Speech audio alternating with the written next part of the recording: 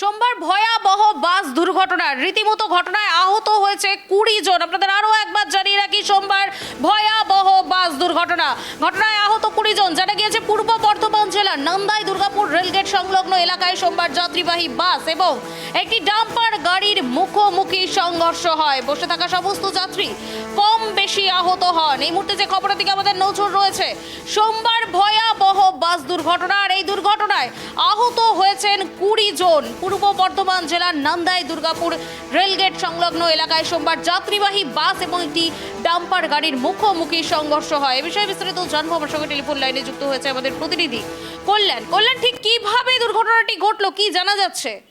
হ্যাঁ দেখো সৌমি, ঘটনাটা হচ্ছে পূর্ব বর্ধমান জেলার কালনা থানার অন্তর্গত নান্দাই দুর্গাপুর রেল স্টেশন সংলগ্ন এলাকা।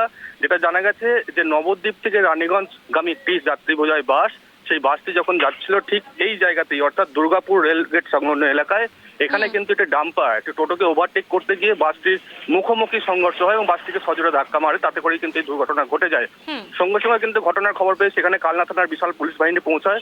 সাথে সাথে কালনা এসডিপিও রাকেশ চৌধুরী তিনিও পৌঁছান এবং স্থানীয় পুলিশের সহযোগিতায় তাদেরকে কালনা মহকুমা সুপার স্পেশালিটি হাসপাতালে নিয়ে যাওয়া হয় চিকিৎসার জন্য। যেটা আমরা জানতে পেরেছি যে কম বেশি 20 জন কিন্তু আহত হয়েছে বাস চালককে নিয়ে, এবং এই ঘটনার ফলে কিন্তু বাস চালক সে কিন্তু ওই বাসেতেই আটকে পড়ে এবং পরে কিন্তু পুলিশ প্রশাসন সেখানে ক্রেন নিয়ে এসে এবং গ্যাস কাটার নিয়ে এসে সেই বাস চালককে উদ্ধার করে কালনা মহকুমা হাসপাতালে পাঠায় চিকিৎসার জন্য। এবং পরক্ষণেই কিন্তু স্বপন দেবনাথ অর্থাৎ রাজ্যের মন্ত্রী তিনি সেখানে পৌঁছান এবং ঘটনা তদারকি করেন। সাথে সাথে কালনা হাসপাতালের যিনি সুপার তার সাথেও কথা বলেছেন। যেটা জানা গেছে যে 3 জনের অবস্থা খুবই আশঙ্কাজনক। এখনো আপাতত কালনা হাসপাতালে চিকিৎসা চলে, তাহলে হয়তো পরবর্তীতে অন্য কোনো হাসপাতালে স্থানান্তরিত করা হতে পারে।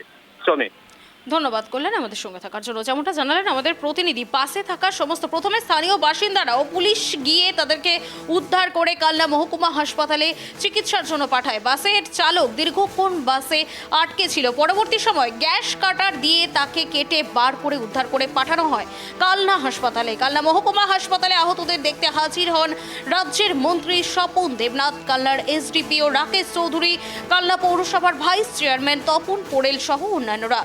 যেমনটা জানালেন আমাদের প্রতিনিধি, নবদ্বীপের দিক থেকে রানীগঞ্জের দিকে যাত্রী বোঝায় বাসটি যাচ্ছিল। এমন সময় একটি টোটোকে ওভারটেক করে এসে ডাম্পার গাড়িটি বাসের মুখোমুখি ধাক্কা মেরে দেয়। পাশে থাকা কম বেশি সকলেই আহত হয়, বেশ কয়েকজনের আঘাত গুরুতর। তাদের সকলকেই পুলিশ উদ্ধার করে কালনা হাসপাতালে চিকিৎসার জন্য নিয়ে আসে। এই ঘটনায় রীতিমতো এলাকায় উত্তেজনা ছড়িয়েছে।